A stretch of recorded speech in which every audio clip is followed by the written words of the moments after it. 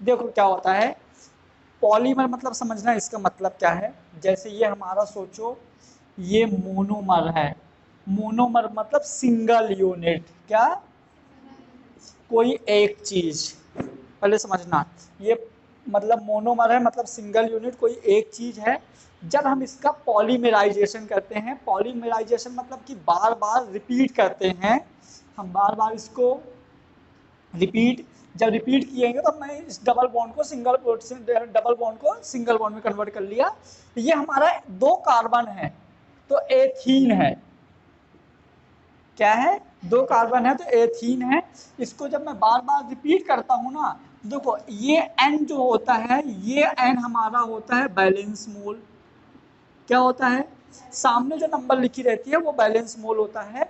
जब इसका बार बार रिपीट होता है तो हमको एथीन की जगह पॉली एथीन मिलेगा। क्या मिलेगा, पॉलीथीन, है ना, पॉलीएथेन। या अब देखो सुनो, मतलब पॉली मैंने क्यों बोला, बहुत सारे यूनिट्स, क्लियर। तो ये एथीन को बार बार रिपीट करके पॉलीथीन बनाना या पॉलीएथीन बनाना। जब हम पॉलीएथीन बनाते हैं, अभी तुम लोग ऑर्गेनिक नहीं पढ़े तो बस नाम सुन लो, ठीक है। ये पॉलीएथीन हो जाएगा, बहुत सारे बनाना। तो ये इस तरह का जो प्रोसेस होता है ये हमारा कहलाता है पॉलीमर। और अच्छे से सुनो ध्यान से, जैसे दीवार की कोई जो एक ईंट है वो मोनोमर है, क्या है, बार बार ईंट को रिपीट करते जाएंगे तो पूरी दीवार बन जाएगी जो हमारी क्या हो जाएगी, पॉलीमर, ठीक है। तो ये हमारा पॉलीमर है और ये बनने की प्रोसेस पॉलीमराइजेशन है, क्लियर। ये हमारा पॉलीमर है और बनने की प्रोसेस पॉलीमराइजेशन। ऐसे जो हमारी बॉडी है, तो हमारी बॉडी की एक सेल क्या है, मोनोमर है, बार बार से रिपीट होकर हमारी पूरी बॉडी बन गई जो हमारा क्या है, पॉलीमर, क्लियर हुआ। तो जो जैसे मान लो कि एक कॉलोनी है, एक कॉलोनी में पहला एक घर क्या है, मोनोमर है, बहुत सारे घर बन गए तो वो हमारी पूरी जो कॉलोनी बन गई वो क्या है। तो हमको समझ में आ गया कि पॉलीमर जो होता है, तो पॉलीमर की हम डेफिनेशन दे सकते हैं कि structure form by the repeating of monomer. एक ऐसी स्ट्रक्चर जो मोनोमर के बार बार रिपीट होने से बनती है, हम उसको क्या बोलते हैं, पॉलीमर। नोट करो फटाफट। नहीं ना, इसका परीक्षा बहुत लाए हो क्या, कितने नंबर का था, 3 मार्क्स का था ना, तुम लाए परीक्षा बहुत, 3 मार्क्स का था।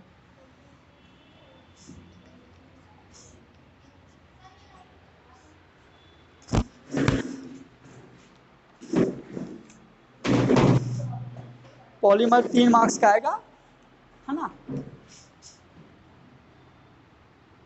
ये 3 मार्क्स के रहेंगे और एमसीक्यू, और तीनों एमसीक्यू रहेंगे। 3 मार्क्स का आएगा, तीनों एमसीक्यू रहेंगे। डेफिनेशन यहाँ पे लिख दो, polymer is a repeating unit of monomer.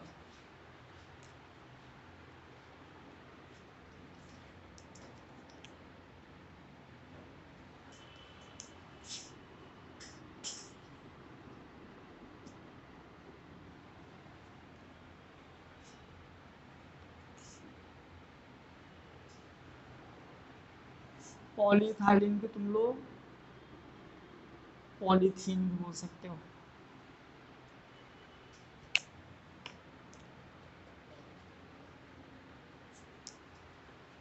एक और एग्जांपल है, हेक्सा मेथाइलिन डाइएमीन। अरुणिमा बोलो एक और क्या जो नायलॉन 6 बनाता है।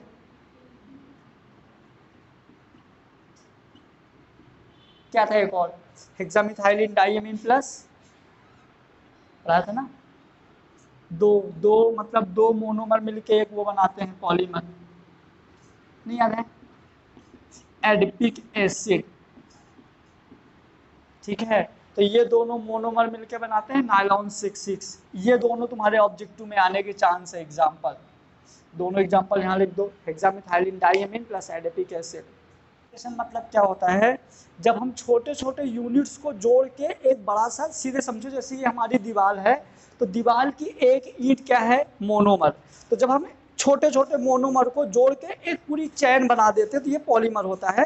जैसे मैंने एग्जांपल बताया, जो हमारी बॉडी की सेल है, तो एक सेल क्या है, इसको तुम बार बार रिपीट करोगे तो हमारी पूरी बॉडी बन जाएगी। तो हमारी पूरी बॉडी क्या है, जैसे पूरी दीवार हमारी पॉलीमर है, उसकी एक ईंट क्या है, मोनोमर। तो ये एग्जांपल आता है। तो मैंने क्या ले लिया, देखो मोनोमर का सिंगल यूनिट ले लिया, जो हमारा क्या है, एथीन। क्या है, एथीन।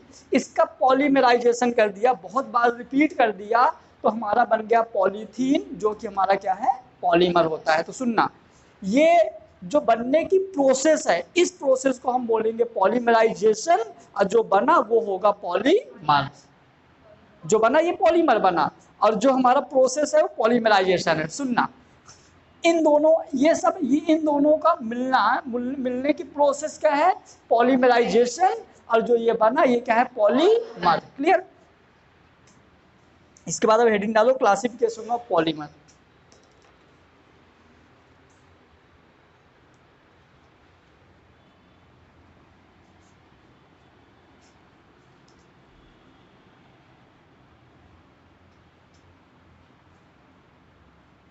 ये भी नोट हो गया, classification of polymers.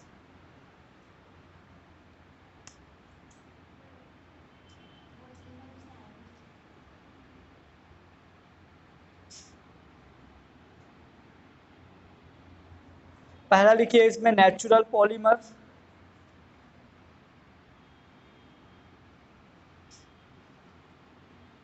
Natural polymer. दूसरा लिखिए semi synthetic polymer, semi synthetic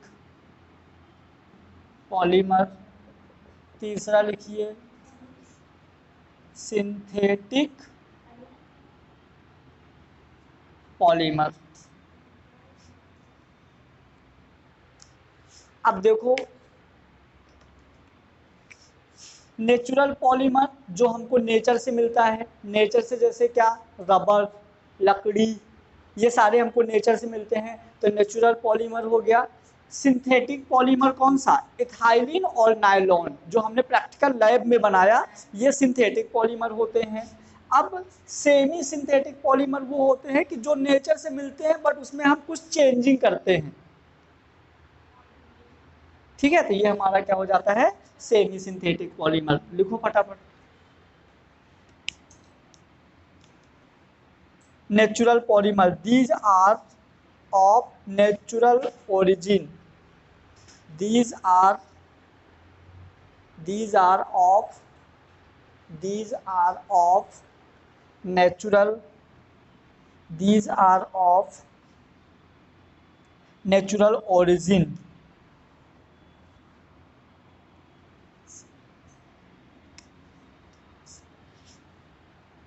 Silk, wool, starch, cellulose, ये सब नेचुरल पॉलीमर होते हैं। WOOL, एंजाइम,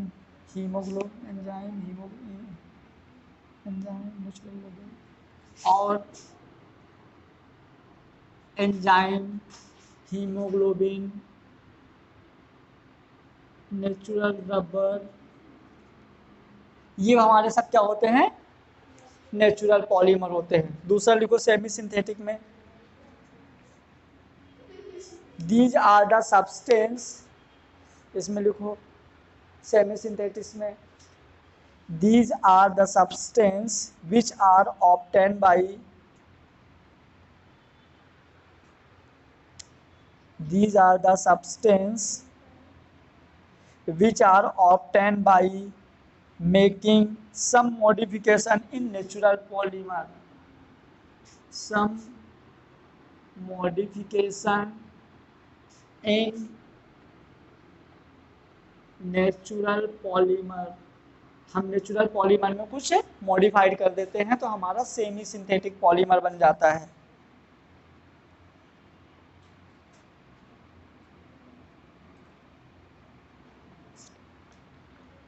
जैसे इसका एग्जांपल देखो, नाइट्रोसेल्यूलोज,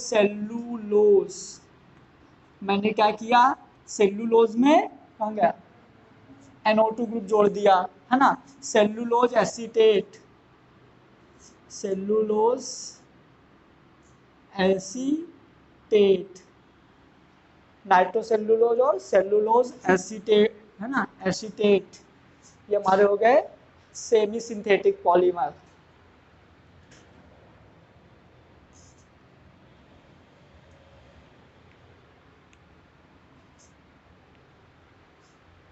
कर लिया, इसमें लिखो these are man made polymer, PVC, nylon 6, nylon 6, bakelite, ethylene, ethylene, PVC, nylon 6, nylon 6, bakelite और इथाइलिन, ये मेन पॉलीमर होते हैं, इनको अपन लैब में बनाते हैं। क्लियर, तो तीनों क्लियर हो गया, जो हमको नेचर से मिलते हैं, नेचर से मिले लेकिन थोड़ा बहुत मैंने मॉडिफाइड कर दिया, और ये जो अपन लोग बनाते हैं।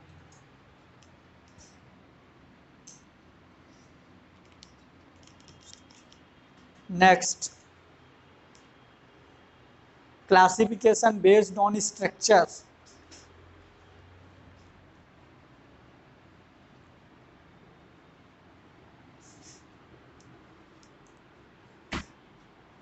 क्लासिफिकेशन बेस्ड ऑन स्ट्रक्चर,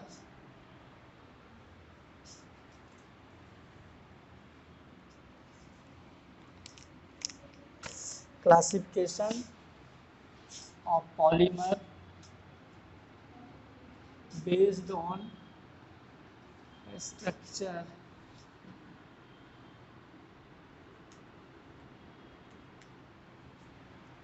इस चैप्टर से में नीट में हर साल एक क्वेश्चन आता है, और उसमें 5 एग्जाम्पल है, 5 या 6, उनके बाहर नहीं पूछता, फिक्स है। नायलॉन पूछेगा, नायलॉन 6 पूछेगा, ब्यूना S पूछेगा, ब्यूना N पूछेगा, बैकेलाइट पूछेगा, PVC पूछेगा। तो इन सब के मोनोमर याद रखना, तो अपना एक क्वेश्चन फिक्स हो जाएगा। मतलब देखो ऐसा है कि जब हम इलेक्ट्रोस्टैटिक्स बहुत सारा पढ़ेंगे तब 2 क्वेश्चन सही होता है, और यहाँ थोड़ा सा पढ़ने में एक क्वेश्चन सही हो जाएगा, तो याद रखना ये चीज़, ठीक है, क्योंकि इससे क्या ऑब्जेक्टिव क्वेश्चन आएंगे, ऑब्जेक्टिव यहाँ भी आते हैं, तो बात वही है। क्लियर, अब देखो बेस्ड ऑन स्ट्रक्चर में पहला लिखो लीनियर स्ट्रक्चर,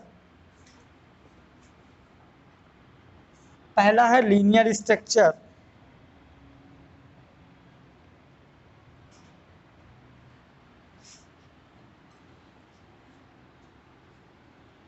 देखो कुछ इस तरह रहेगा लीनियर टाइप का, ठीक है, लीनियर स्ट्रक्चर। हाँ, इसका एग्जांपल है नायलॉन एंड नायलॉन और polyester, polyester, nylon and polyester, linear structure, nylon and polyester. Definition लिखवाने का मतलब नहीं है, 3 ऑब्जेक्टिव आएंगे, है ना, नायलॉन and polyester.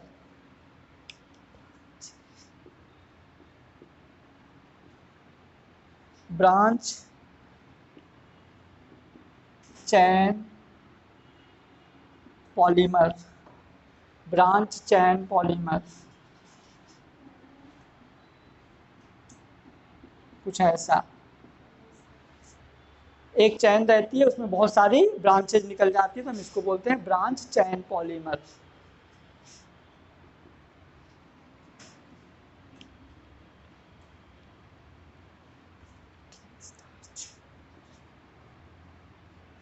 एमाइलो pectin starch glycogen, amylopectin starch and glycogen.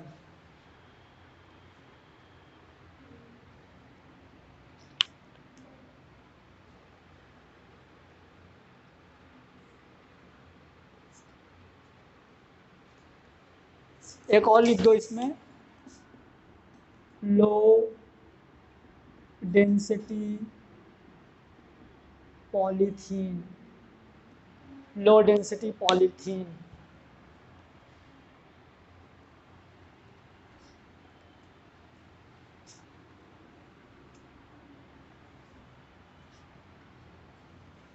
Third number है हमारा cross linked polymer. Cross linked polymer. Cross linked polymer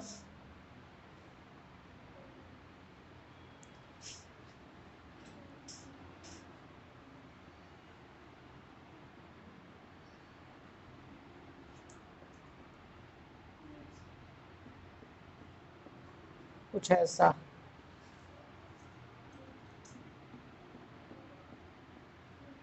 cross linked polymer.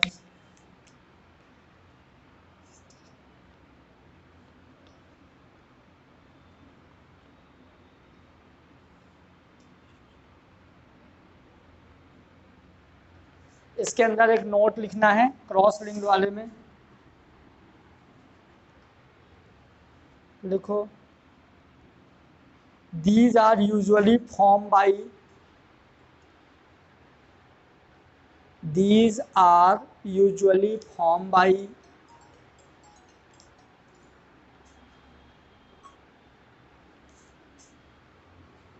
these are usually formed by functional and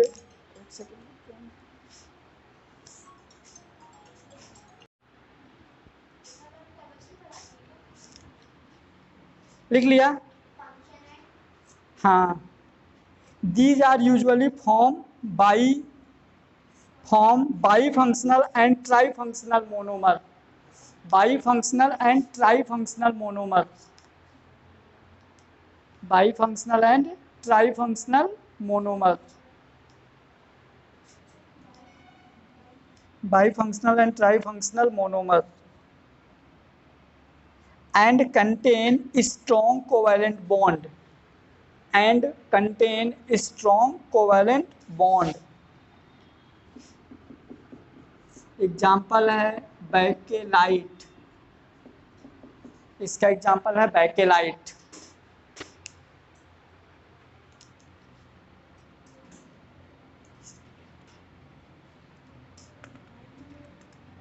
next लिखिए। Next classification है classification based on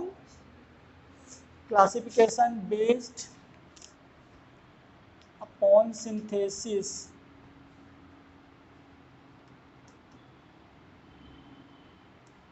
classification based upon synthesis. Classification based upon synthesis.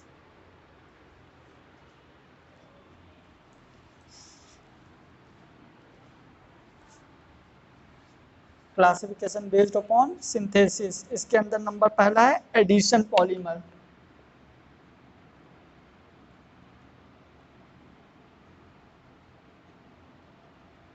पहला है addition polymer.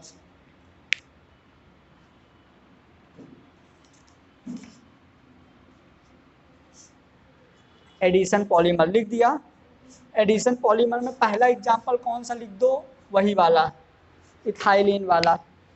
मतलब ऐसा direct लिख सकते हो, देखो NCH2 डबल बॉन्ड CH2, इसका करोगे क्या पॉलीमराइजेशन और हमारा बन जाएगा CH2N। यहाँ N लिखने का मतलब है कि जितना लेना हो लेते जाओ, ठीक है। यहाँ पे N लिखने का, तो ये हमारा क्या हो गया एथीन और ये हो गया पॉलीथीन। ये हो गया देखो एडिशन पॉलीमर। एडिशन पॉलीमर मतलब हम ऐड करते जा रहे हैं। क्लियर, लिखते जाओ एडिशन पॉलीमर।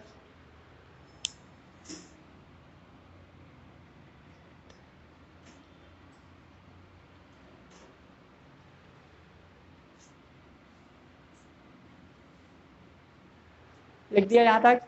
फिर addition polymer are two types. Addition polymer are two types. पहला है होमोपॉलीमर।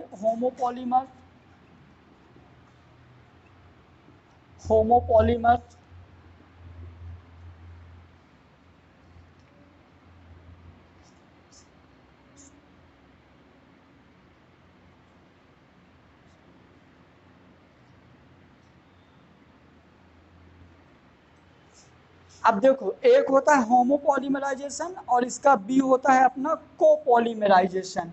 कोपॉलीमराइजेशन, मेरी बात सुनो, जब आप होमोपॉलीमराइजेशन करोगे ना तो सेम मोनोमर यूज करना है। क्या यूज करना है?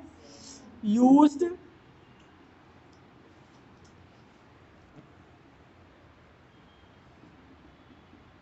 Used same kinds of monomer. यहां पे different different kinds of monomer. मेरी बात सुनो, यहां पे हम क्या ले लेंगे? इथाइलिन, समझ में आया? एथीन सॉरी, पॉलीथीन, यहाँ पे ले लेंगे पॉलीथीन, क्योंकि पॉलीथीन में सब सेम सेम यूज कर रहे थे। यहाँ ले लेंगे नायलॉन 6,6, हेक्सामेथाइलिन डाइमीन, एडिपिक एसिड, अलग अलग। तो जब अलग अलग मोनोमर यूज करके हम पॉलीमर बनाते हैं तो ये सेम मोनोमर यूज करके पॉलीमर बनाते हैं तो ये लिख लो फटाफट, होमोपॉलीमर। पीबीसी भी लिख देना यहाँ पे, polyvinyl chloride, vinyl chloride use करके बनाते हैं PBC, polyvinyl chloride.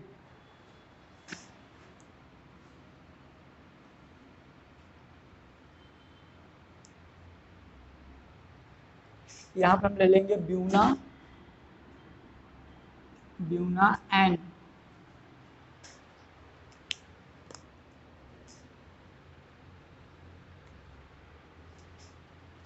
Buena N, Buna S भी ले सकते हो, ब्यूना एंड ब्यूना एस।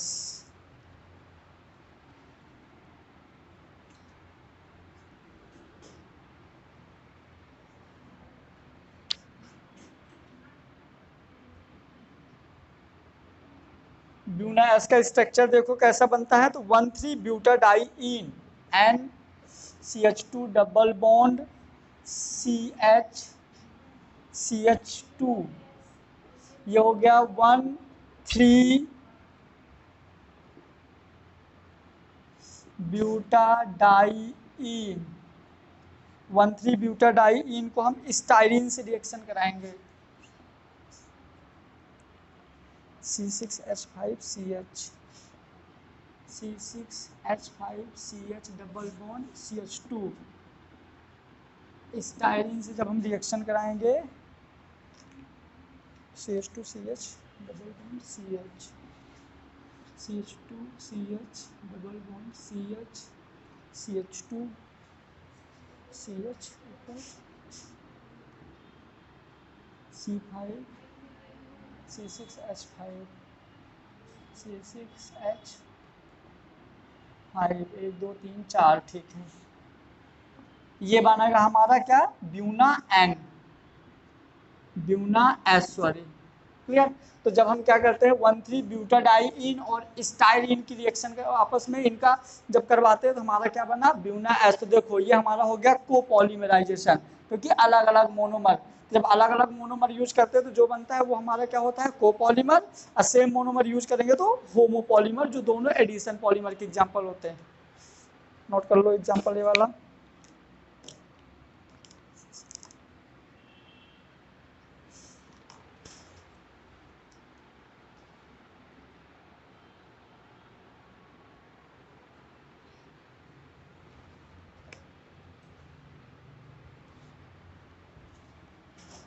मतलब इसका सेकंड नंबर, पहला एडिशन दूसरा कंडेंसेशन है ना।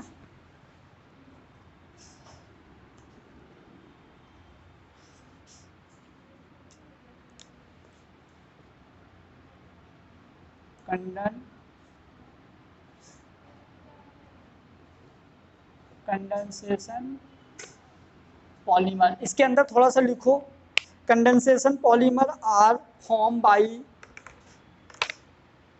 Condensation polymer are form by the combination of monomer, the combination of monomer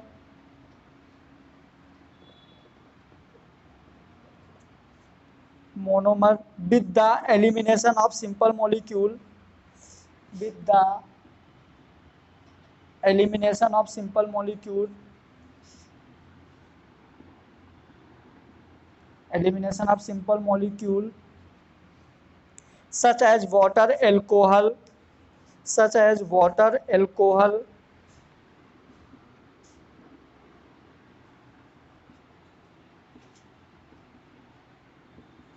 such as water, alcohol,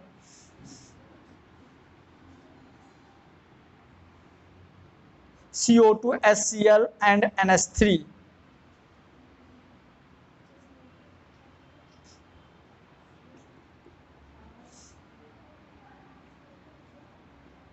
ये एग्जाम्पल लिख दो, नायलॉन 66, एग्जाम्पल लिख दो nylon 66।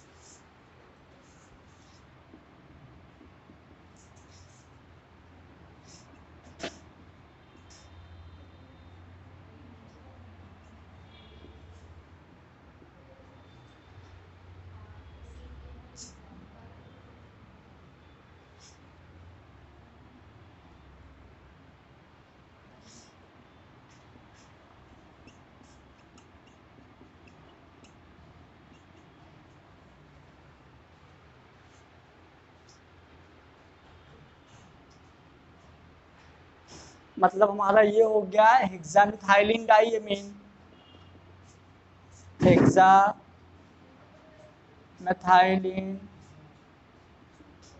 Diamine, hexamethylene diamine plus adipic acid, hexamethylene diamine plus adipic acid मिलके हमारा क्या बनाएगा, nylon 66। हाँ ये वाला, हाँ ऐसे हेक्सामेथाइलिन डाइएमीन ये क्या करता है, 525 केल्विन टेम्परेचर पर करते हैं तो पानी बाहर निकलता है। मैं तुम लोगों को ये भी बता सकता हूँ इसका नायलॉन 66 क्यों नाम पड़ा है, किसी को पता है, अरुण में पता है, पता है? देखो क्या हुआ था, जब ये वाला पॉलीमर बनाया गया था ना, तो अपन पैटेंट का मतलब समझते हो क्या होता है, किसी चीज़ को पैटेंट कराना। मतलब जैसे मान लो कि तुमने कोई चीज़ डिस्कवर कर दिया, जैसे कि कोई प्लांट डिस्कवर कर दिया जिससे मेडिसिन बनना है, तो वो वाला प्लांट तुम अपने नाम के पैटेंट करा लो कि ये तुम्हारा है। फिर उस प्लांट को कोई भी बेचेगा, जैसे उस प्लांट को मैं उगाया और यदि मैं किसी को बेचता हूँ ना, तो मेरा जो मैंने पैसा कमाऊंगा तो उसका कुछ रेशो तुम्हारा होगा। अब विदाउट तुम्हारे परमिशन के उसको कोई बेच भी नहीं सकता, मतलब कुछ नहीं कर सकता। जैसे अपने इंडिया की बासमती चावल है, बासमती जो धान का पेड़ है, तो ये अपने इंडिया का पेटेंट है, इसको अपना मतलब कोई फॉरेन कंट्री चाहे तो बेच ले तो नहीं कर सकती, इंडिया से उसको परमिशन लेना पड़ेगा। क्लियर? ऐसे जो हमारा नायलॉन था, देखो नायलॉन अपॉन, टाइम हो गया क्या है अभी, classification based upon molecular force,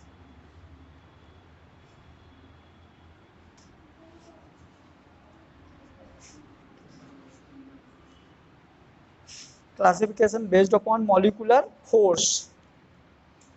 इसके अंदर पहला है इलास्टोमर,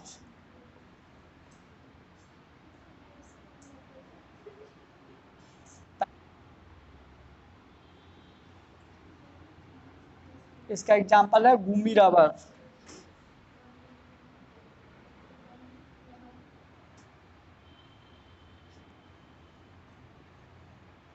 इलास्टोमर तुमको इस तरह रहेगा, जैसे ये नेचुरल रबर है, इसको हम क्या करते हैं, इसका वल्केनाइजेशन, VAVUL,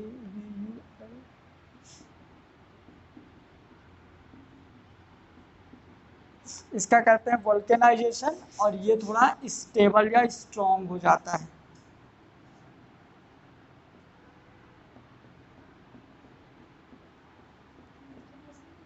ये जिसको हम वुल्केनाइज्ड रबर बोलते हैं। मतलब कि जो हमारा इलास्टोमर होता है क्या है, जो नेचुरल रबर है, नेचुरल रबर को हम एक उसमें पॉट में लेके उसको गर्म करते हैं। जब गर्म करेंगे तो ये रबर थोड़ा सा स्टेबल हो जाएगा। ये कच्चा मटेरियल है, बॉईल करके थोड़ा मजबूत कर लेते हैं। ये हो गया आई, हाँ ठीक है, वल्केनाइज्ड। ये तुम लोगों को वहाँ पे देखने को मिल जाएगा जहाँ इम्प्रेशन लेते हैं।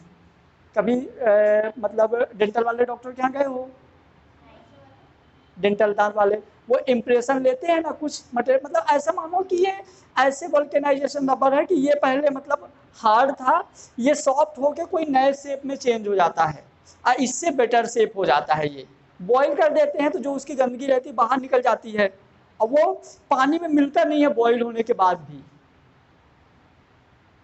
नहीं समझ में आया? मतलब मैंने कच्चा मटेरियल पानी में डाल दिया, बॉईल कर दिया, तो जब ये बॉईल हुआ ना तो इसका जो गंदगी थी पानी में घुल गया और अच्छा अच्छा मटेरियल एक साथ चिपका रह गया, पानी में मिला नहीं है ऐसे।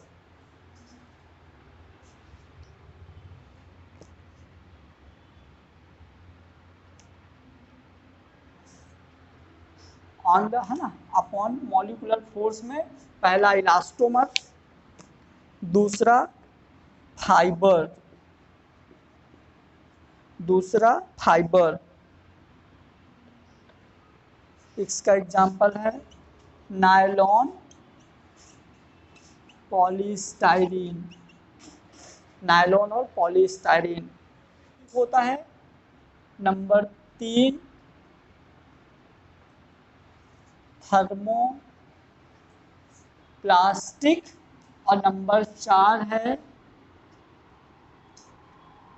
थर्मोसेटिंग। इसका जो क्वेश्चन पूछा जाता है तो एग्जाम्पल नहीं आते, इनकी थ्योरी लिख दिया जाता है और वहाँ पूछा जाता है कौन सा क्या है। तो देखो पहले सुनो, थर्मोप्लास्टिक फिर थर्मोसेटिंग। मैंने क्या किया, थोड़ा सा रबर लिया, क्या किया, रबर दिया इसको, मतलब ये मान लो कि बॉल थी, ठीक है, इसको टेम्परेचर से किया मैंने बॉईल। क्या किया, इसको बॉईल, बॉईल करने के बाद ये इसका शेप तो कुछ चेंज ही हो गया, अलग ही शेप हो गया। इसको फिर से मैं यूज करके कुछ न्यू प्रोडक्ट बना सकते हैं। जैसे प्लास्टिक वाले बॉटल आते हैं तो इनको हम क्या करते हैं, फिर से मतलब रिकवर करके फिर से बना सकते हैं। तो थर्मोप्लास्टिक जिसको हम रिपीट कर सकते हैं इसकी स्ट्रक्चर। थर्मोसेटिंग क्या होती है, जैसे चेयर है, चेयर का प्लास्टिक टूटा, फिर इसको क्या करोगे, ये तो जल जाता है, कुछ प्लास्टिक ऐसा रहता है जल के राख बना देता है, मतलब ये फिक्स हो जाता है, सेट हो जाता है, फिर इसको दोबारा यूज नहीं कर सकते। तो इसको हम दोबारा नॉट रिपीट, हम इसको रिपीट दोबारा नहीं कर सकते, इसको दोबारा यूज कर सकते। थर्मोसेटिंग मतलब ये सेट हो जाता है पहली बार में, ठीक है, बट इसमें इसको हम दोबारा यूज कर सकते हैं। क्लियर? तो लिखो इसमें पहले थर्मोप्लास्टिक में लिखो, these are the polymer in which, these are the polymer in which the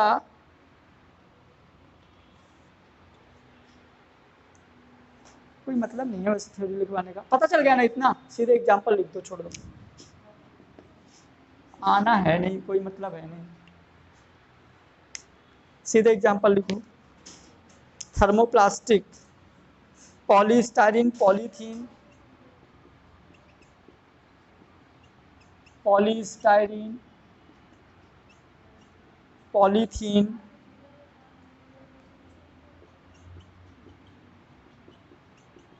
polyvinyl chloride, thermosetting का bakelite, urea formaldehyde resin, bakelite, urea formaldehyde resin, urea formaldehyde resin.